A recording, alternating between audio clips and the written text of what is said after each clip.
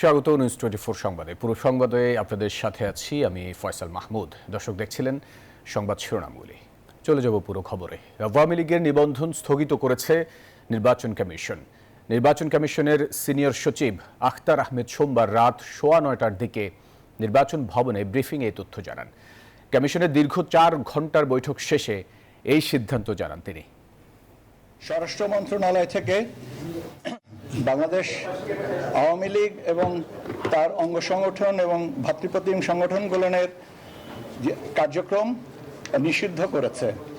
তার ধারাবাহিকতায় election commission সিদ্ধান্ত নিয়েছে যে আওয়ামী লীগের নিবন্ধন স্থগিত করা হলো। সেই অনুযায়ী আমরা আজকে গেজেট নোটিফিকেশনটা জারি করেছি। সংগঠন হিসেবে আওয়ামী লীগের কার্যক্রম নিষিদ্ধ করে প্রজ্ঞাপন জারি করেছে সরকার।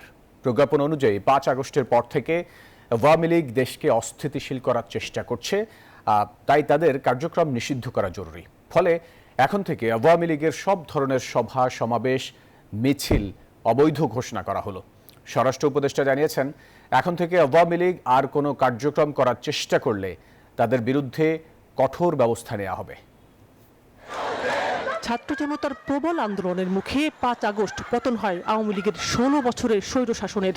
এরপর থেকে গণহত্যা এবং মানবতা বিরোধী অপরাধের মামলায় দলটির নেতাকর্মীদের অনেকে কারাগারে। অভিযোগ আছে, পালিয়ে ভারতে আশ্রয় নেয়া শেখ হাসিনা সেখানে বসে দিচ্ছেন নানা ধরনের উস্কানিমূলক বক্তব্য। আর দেশের ভেতরে ঘাপটি মেরে থাকা স্থানীয় নেতাকর্মীরা বিচ্ছিন্নভাবে করছে মিছিল মিটিং। সবশেষ হত্যা মামলার আসামি হয়েও ব্যাংককে যান সাবেক রাষ্ট্রপতি আব্দুল হামিদ। এরপর ক্ষোভ বিক্ষোভে আওয়ামী লীগ নিষিদ্ধের দাবিতে 9 ও 10 মে গণজমায়েত ও অবরোধ কর্মসূচি পালন করে। বিক্ষোভের মুখে শনিবার আওয়ামী লীগের কার্যক্রম নিষিদ্ধ করার সিদ্ধান্ত নেওয়া হয় উপদেষ্টা পরিষদের বৈঠকে। দেশের নিরাপত্তা ও সার্বভৌমত্ব রক্ষা, জুলাই আন্দোলনের নেতাকর্মীদের নিরাপত্তা, সন্ত্রাস বিরোধী আইনের অধীনে সাইবার স্পেস সহ আওয়ামী লীগের যাবতীয় কার্যক্রম নিষিদ্ধ করার সিদ্ধান্ত গ্রহণ করা হয়েছে।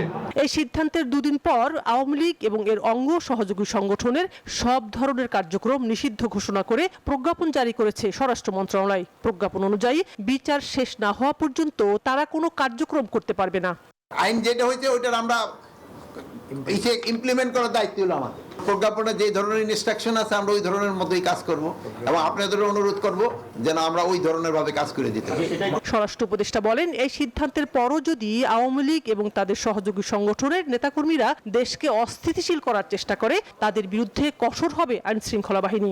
এই ক্ষেত্রে হলে একটা আপনাদের কাছে অনুরোধ করব, আপনারা যদি একটু আমার আগে জানাই দিতে পারেন, যেমন অনেকগুলি মিছিলের কথা বললেন, তা আমরা সাথে সাথে অ্যাকশন নিয়ে নিব। আর আপনাদের জানানোর আগে যদি আমাদের ইন্টেলিজেন্সের মাধ্যমে যদি আমরা খবর পেতে পারি আমরা অ্যাকশন নিয়ে নিব। গেল 16 বছর আওয়ামী লীগ বিরোধী রাজনৈতিক দলের উপর দমন পীড়ন এবং যে নির্যাতন চালিয়েছে সেগুলোর বিচারের কথাও প্রজ্ঞাপনে উল্লেখ করা হয়েছে। শানাজি ইয়াসমিন, নিউজ 24, ঢাকা। আওয়ামী লীগ নিষিদ্ধের বিষয়ে সব পার্টি মিলে সিদ্ধান্ত হয়েছে বলে জানিয়েছেন প্রধান উপদেষ্টার প্রেস সচিব শফিকুল আলম। সোমবার ঢাকা রিপোর্টার্স ইউনিটির এক অনুষ্ঠানে এই কথা বলেন তিনি। বলেন, আওয়ামী লীগের কার্যক্রম নিষিদ্ধ হওয়ায় দেশের মানুষ স্বস্তির নিঃশ্বাস ফেলেছে। যারা জুলাই গণঅভ্যুত্থানে ছিল সবার এখানে সাপোর্ট আছে এবং আমি মনে পুরো বাংলাদেশের মানুষের সাপোর্ট আছে যে এই ডিসিশন ইন্টারিম গভর্নমেন্ট নিয়েছে। আপনি দেখেছেন কোথাও কোনো প্রোটেস্ট হতে? হ্যাঁ, কোথাও এটা পুরো ইউনিভার্সাল একটা সাপোর্ট আছে। সবাই জানে যে এদের দ্বারা কারো কোনো ধরনের কোনো হিউম্যান রাইটস ছিল না। দর্শক, আওয়ামী লীগ নেতাদের নাম দিয়ে শাহবাগে গরু ছাগল জবাই করেছে এনসিপি ও সাধারণ মানুষ। জাতীয় নাগরিক পার্টি সহ কয়েকটি দল ও বিভিন্ন শ্রেণী পেশার মানুষের দাবির মুখে গত 10ই মে রাতে ক্ষমতাচ্যুত আওয়ামী লীগের যাবতীয় কার্যক্রম নিষিদ্ধ ঘোষণা করে অন্তর্বর্তী সরকার। ওই দিন রাতেই ঢাকা সহ দেশের বিভিন্ন জায়গায় আনন্দ মিছিল ও মিষ্টি বিতরণ করা হয়। সেই ধারাবাহিকতায় এবার দলটির নেতাদের নামে গরু ও ছাগল জবাই করা হয়েছে। গণ আন্দোলনে ক্ষমতাচ্যুত আওয়ামী লীগের কার্যক্রম নিষিদ্ধ হওয়ার খুশিতে private university national association of বাংলাদেশের সদস্যরা শেখ মুজিবুর রহমান ও শেখ হাসিনার নামে একটি করে গরু এবং ওবায়দুল কাদেরের নামে একটি করে ছাগল জবাই করে।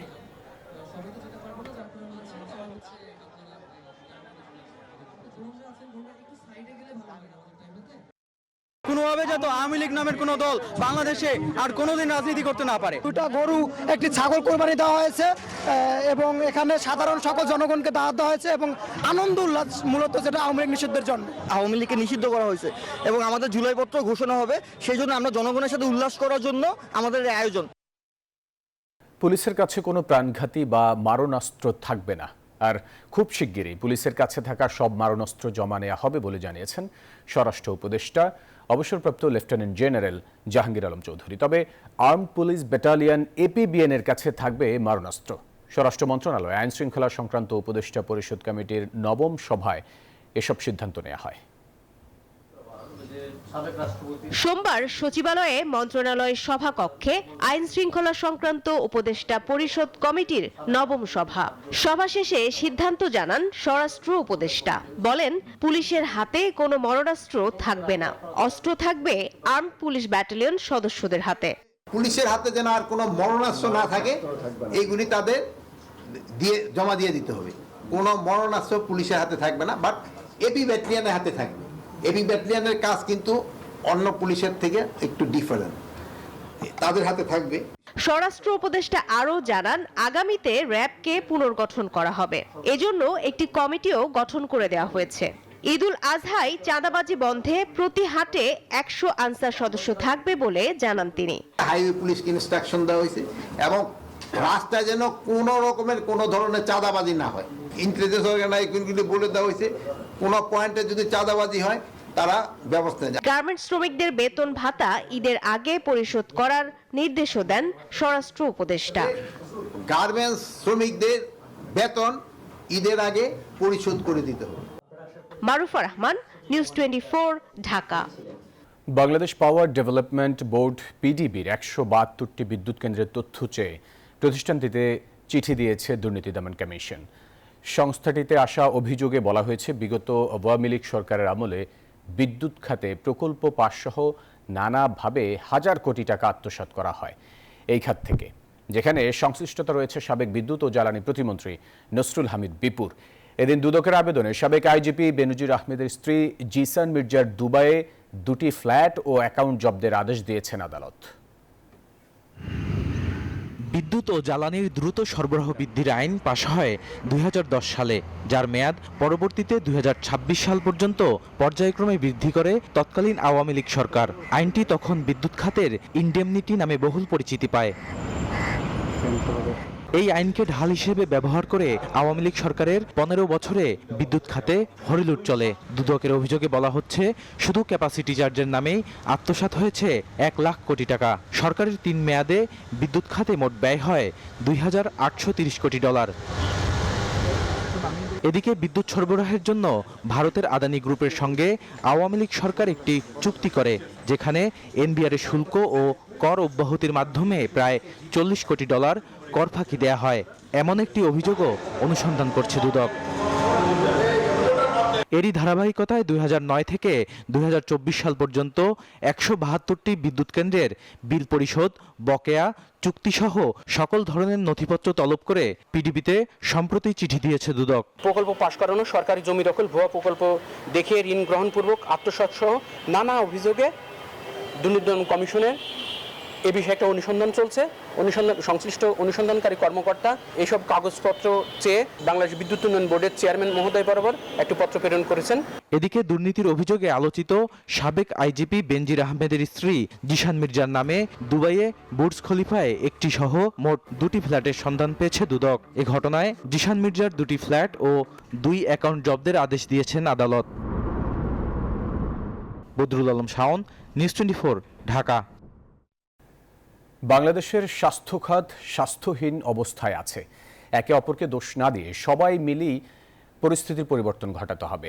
নিজ কার্যালয়ে সিভিল সার্জনদের সঙ্গে বৈঠকে এমন মন্তব্য করেছেন প্রধান উপদেষ্টা ডক্টর মোহাম্মদ ইউনূস। বলেন, স্বাস্থ্য খাতের উন্নয়নে গণঅভ্যুত্থানের সুযোগকে কাজে লাগাতে হবে। পরিবর্তনের এই জোয়ারে স্বাস্থ্য বিভাগের কর্মীরা উদ্যোগ নিলেই সেবার মান অন্তত 25 ভাগ বাড়বে বলেও জানান ডক্টর ইউনূস। যোদ্ধাদের চিকিৎসা সেবা এবং স্বাস্থ্য খাত সংস্কারের উদ্যোগের অংশ হিসেবে জেলা পর্যায়ের শীর্ষ স্বাস্থ্য কর্মকর্তাদের সঙ্গে প্রধান উপদেষ্টার এই বৈঠক। দেশে প্রথমবারের মতো অনুষ্ঠিত সিভিল সার্জন সম্মেলনে স্থানীয় পর্যায়ে স্বাস্থ্য ব্যবস্থার চ্যালেঞ্জ ও করণীয় সম্পর্কে অবগত হন অন্তর্বর্তী সরকারের প্রধান উপদেষ্টা অধ্যাপক মোহাম্মদ ইউনূস। 17 কোটি মানুষের স্বাস্থ্য সেবার দায়িত্ব স্বাস্থ্য মন্ত্রণালয়ের। বৈঠকে প্রধান উপদেষ্টা বলেন, স্বাস্থ্য খাতে রুগ্নদশার কথা সবাই জানে। তিনি বলেন, সবাই মিলেই এর প্রতিকার করতে হবে। স্বাস্থ্য সেবা যে স্বাস্থ্যহীন সেটা আমরা সবাই বুঝি এবং একে অপরকে দোষ দিই, এর কারণে এটা হয় না, ওর কারণে এটা হয় না। দোষ দিলে তো স্বাস্থ্যহীনতা দূর হয়ে যাবে না। এটার প্রতিকার করতে হবে যাতে করে আমরা স্বাস্থ্য সেবা সঠিকভাবে করতে পারি। দুনিয়ার যত দেশ আছে, যত জাতি আছে, তারা যদি নিজ দেশ স্বাস্থ্যসেবা আমাদের চেয়ে ভালো করতে পারে, আমাদের মধ্যে কি গাফিলতি আছে, কি অভাব আছে যে কারণে আমরা পাচ্ছি না। কারো অপেক্ষায় না থেকে স্বাস্থ্য বিভাগের কর্মীরা চেষ্টা করলেই স্বাস্থ্য খাতের পরিবর্তন আনা সম্ভব বলে মনে করেন প্রধান উপদেষ্টা। অন্য কি করলো না করলো ওর দিকে তাকাবো না, আমি আমারটা ঠিক মতো করবো, আমার সাধ্য যতটুকু করা। 25% ভালো হয়ে যাবে। এই 25% কিন্তু অত্যন্ত মূল্যবান 25%, কারণ এখানেই মানুষ মারা যাচ্ছে এই 25%-এর ব্যাপারে, যেটুকু আমরা করছি না। স্বাস্থ্য খাতে আগের সরকারের দুর্নীতি এবং অনিয়মের কথা উল্লেখ করে অধ্যাপক ইউনূস বলেন, তেমন সুযোগ পাওয়ার এখন আর কোনো অবকাশ নেই। ওই আগের আমলে এইভাবে হয়েছে বলে এখনো হচ্ছে। মাথার থেকে সুরে ফেলানো আগের আমল হাওয়ায় বিলিয়ে গেছে, নাই। অর্থাৎ আমরা গুহা থেকে বের হয়ে এসেছি 1000 বছর পরে, আর পৃথিবীর সামনে সেই গুহার মানসিকতা দিয়ে তো এই পৃথিবী চলবে না। গুহার থেকে বেরিয়ে আসতে হবে।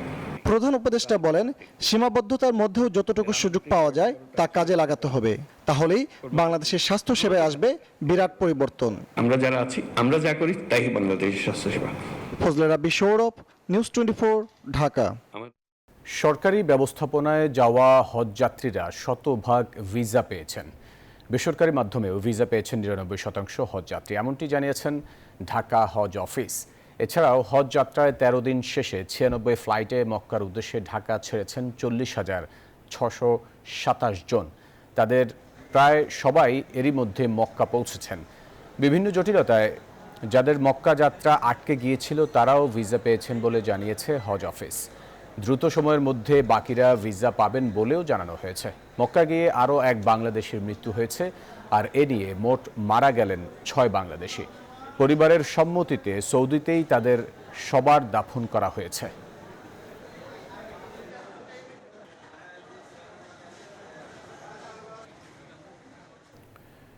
ভবিষ্যতে যেন ফ্যাসিবাদ সৃষ্টি না হয়, তাই রাষ্ট্র কাঠামোকে পরিবর্ধন ও সংশোধন করে অগ্রসর হতে হবে। জাতীয় সংসদ ভবনের এলডি হলে গণতান্ত্রিক বাম ঐক্যের সাথে বৈঠকের সূচনা বক্তব্যে এই কথা বলেন ঐকমত্য কমিশনের সহসভাপতি ডক্টর আলী রিয়াজ। জানান, গেল 53 বছরে গণতান্ত্রিক রাষ্ট্র তৈরির আকাঙ্ক্ষা ব্যর্থ হয়েছে। এখনই সময় সংস্কারের মাধ্যমে জবাবদিহিমূলক রাষ্ট্র পুনর্গঠন করা। এ সময় গণতান্ত্রিক বাম ঐক্যের নেতারা জানান, সংস্কারের পক্ষে আছে তাদের জোট, তবে সে সংস্কারে সমাজতন্ত্রের রূপরেখা থাকা উচিত। বৈঠক শেষে দলটি জানায়, আগে জাতীয় নির্বাচন এবং পরে স্থানীয় সরকার নির্বাচন চান তারা।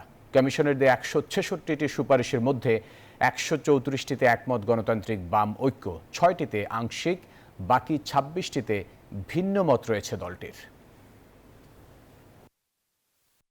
ফ্যাসিস্ট শাসকের পলায়ন প্রাথমিক বিজয়কে নিশ্চিত করেছে, কিন্তু আরো বড় দায়িত্ব আমাদের উপর অর্পিত হয়েছে, তা হচ্ছে এই রাষ্ট্র কাঠামোকে পরিবর্ধনের মধ্য দিয়ে, সংশোধনের মধ্য দিয়ে অগ্রসর হওয়া, যাতে করে ভবিষ্যতে আমাদেরকে এইরকম পরিস্থিতির মোকাবেলা করতে না হয়। আমাদের সকলের দায়িত্ব হচ্ছে এই সংগ্রামের ধারাবাহিকতা অক্ষুণ্ণ রাখা, ঐক্যকে সুদৃঢ় করা এবং একটি জবাবদিহিমূলক রাষ্ট্র প্রতিষ্ঠা করা। আমরা গণতান্ত্রিক বাম ঐক্যের 4টা দল স্পষ্ট করে বলে দিয়েছি, সংসদ নির্বাচন আগে হবে, স্থানীয় সরকার নির্বাচন পরে।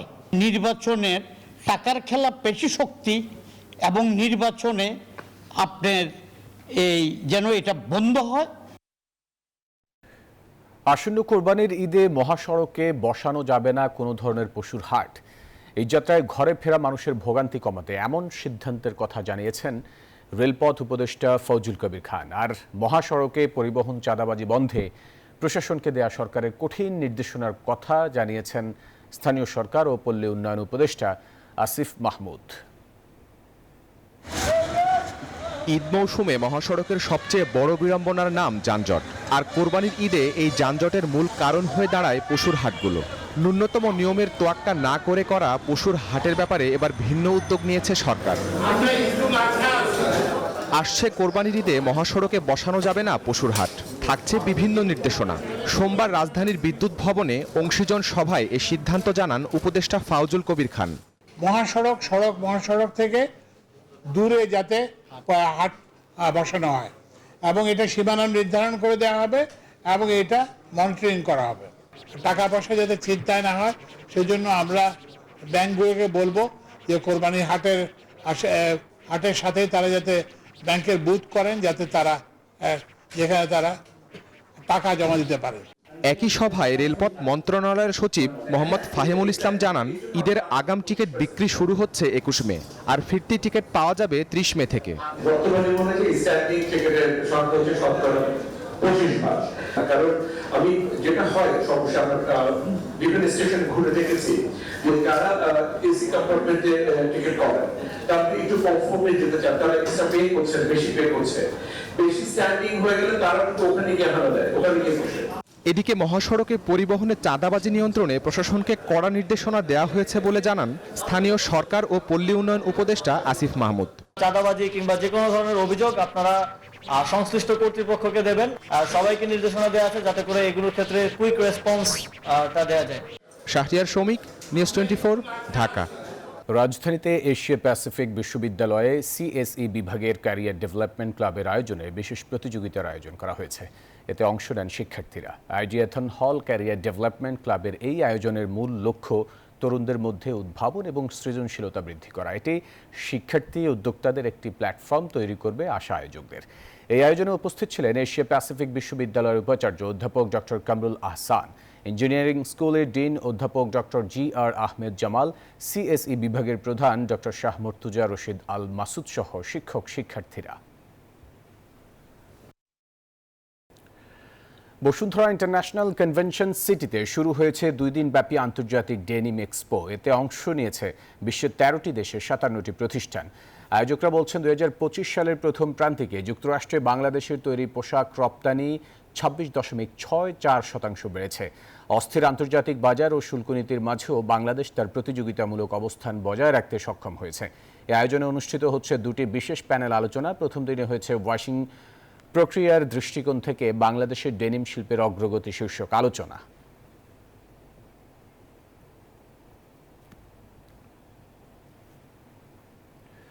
আন্তর্জাতিক প্রসঙ্গ। কে আগে যুদ্ধবিরতির আহ্বান জানিয়েছে, ভারত নাকি পাকিস্তান? এ নিয়ে যখন দুই পক্ষের পাল্টাপাল্টি দোষারোপ চলছে, তখন নিহত সেনাদের পরিবারে চলছে শোকের মাতম। বিদেশি হস্তক্ষেপে যুদ্ধবিরতি করায় বিরোধীদের তোপের মুখে পড়েছে নরেন্দ্র মোদী সরকারও। এদিকে সেনাদের সাফল্য উদযাপন করছে পাকিস্তানের নাগরিকরা। অন্যদিকে যুদ্ধবিরতির পর এই প্রথম আলোচনায় বসেছে ভারত পাকিস্তানের সামরিক অভিযানের শীর্ষ কর্মকর্তারা। এক দফা সময় পরিবর্তনের পর সোমবার বিকেলে দুই দেশের মধ্যে ডিজিএমও স্তরে বৈঠক অনুষ্ঠিত হয়েছে। টি-20 ফরম্যাটে দীর্ঘমেয়াদে দায়িত্ব পাওয়ায় দল নিয়ে পরিকল্পনা করা যাবে বলে জানালেন লিটন দাস। এই ফরম্যাটে অধিনায়কের দায়িত্ব পেয়ে প্রথমবার গণমাধ্যমের মুখোমুখি মিস্টার দাস। এদিকে সমালোচনা এড়াতে ব্যাটিং নিয়ে আলাদা কাজ করছেন তিনি। পাকিস্তান সফরে যেতেও ক্রিকেটাররা প্রস্তুত বলে জানান তিনি। দুঃসহ স্মৃতি নিয়ে পাকিস্তান থেকে দেশে ফিরেছেন নিশাদ হোসেন ও নাহিদ রানা।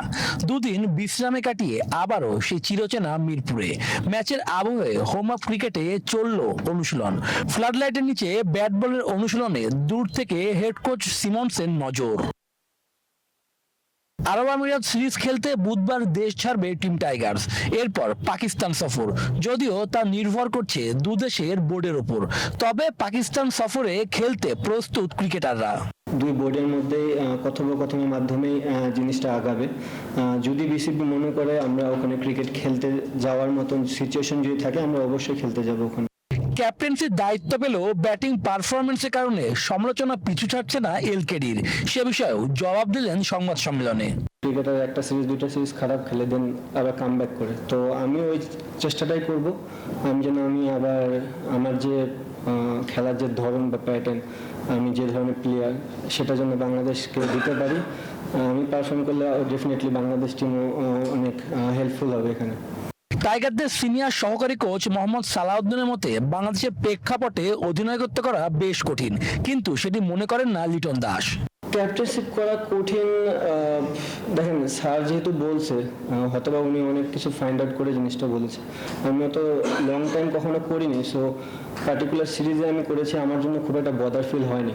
ক্রিকেটের সংক্ষিপ্ত ফরম্যাটে এর আগেও ক্যাপ্টেন্সি করেছেন এলকেডি, তবে দীর্ঘমেয়াদে দায়িত্ব পাওয়ায় পরিকল্পনা করা যাবে বলে মত নয় ক্যাপ্টেনের।